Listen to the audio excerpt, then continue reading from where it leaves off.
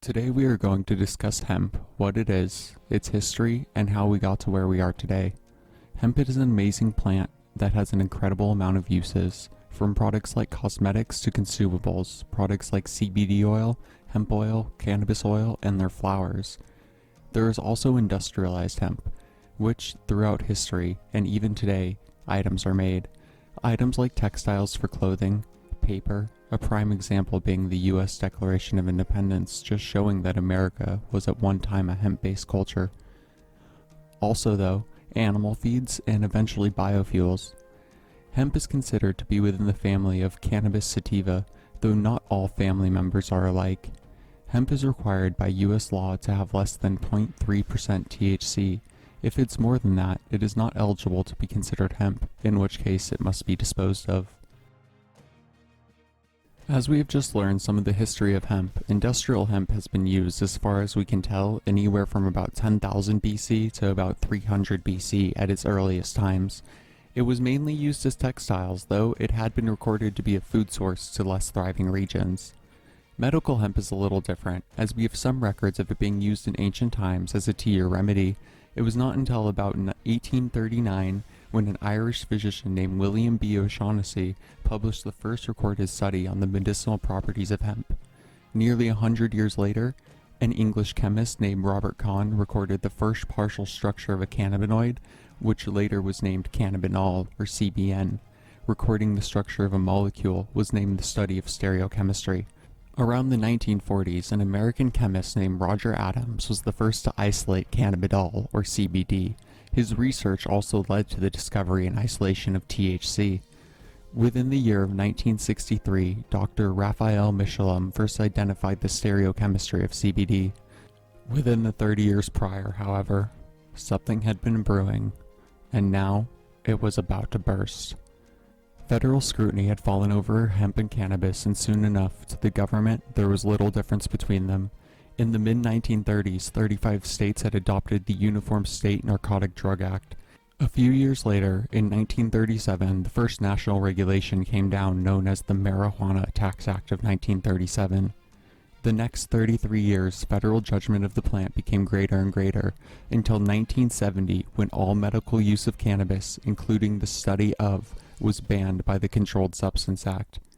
8 years later, Arizona passed a groundbreaking law that would allow the study of cannabis and hemp to continue. This act was called the 1978 Controlled Substances Therapeutic Act.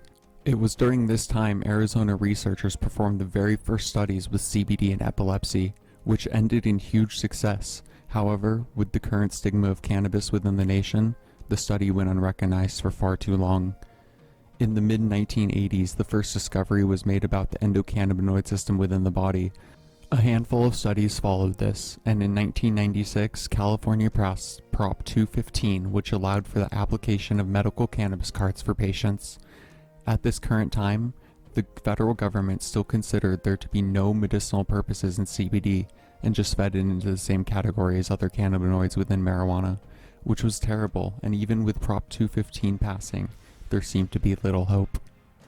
This is until the single greatest thing for medical hemp came into this world, and her name was Charlotte Figi. Charlotte was born on October 18, 2006, and no one realized it at the time, but her life, her struggles, and her condition and the determination of her loving parents, this would be the first turning point for CBD on a national level and in some cases even international. Charlotte had a condition known as Dravet syndrome, which caused her to have around 300 grand mal seizures every week. Her parents never stopped fighting for her life. It was in 2012 when they found something that had given them incredible hope. They found a CBD hemp oil tincture that contained little to no THC. Within the first month of her using it, her seizures went from 300 a week to 2 to 3 a month, which, by the way, was about a 99% decrease. With people hearing about Charlotte's amazing results, she soon became the literal poster child for CBD, and the stigma started to fade for the first time in 70 plus years. She was even the first child ever featured on the cover of High Times magazine, though the FDA still bundled CBD in with all other cannabinoids and claimed no medicinal properties. It was still a Schedule I drug. Though soon after seeing Charlotte's story, within a year people's ideas started to change. The study of CBD, CBN, CBG, and CBC had increased tenfold from previous years. Even in June 2018, the FDA had released their first ever approved drug for Dravet syndrome, which was CBD based. Other states started to follow in California's 1996 lead to legalize the use of medical cannabis and hemp.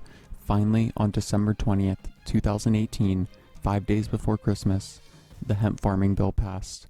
This bill states that all cannabis, hemp, less than 0.3% THC would be removed from being a Schedule I drug. With this bill passed, it let farmers grow hemp that was federally legal. This also allowed companies to extract CBD from the hemp. CBD extracted from hemp has little to no trace of THC in it, making it under the 0.3%.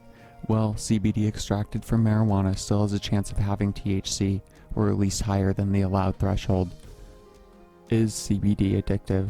Well, at one point they would have told us so, but that's because they considered it all to be the same. However, throughout many studies it is shown to have no addictive qualities. In fact, it can be quite the opposite. CBD may actually be an exit substance for those who are addicted to painkillers. With so much progress that has happened in the last 30 years, we still have a long way to go. There are still people that hold on to what they believe, which is that hemp holds no value. It is up to us to change that stigma, leading with empirical data and the understanding that ideas take time to change. We, as a whole, can make a difference within the community every day to bring information to those who are curious, for the common goal of sharing knowledge, leading to a brighter future that many of us never thought was possible.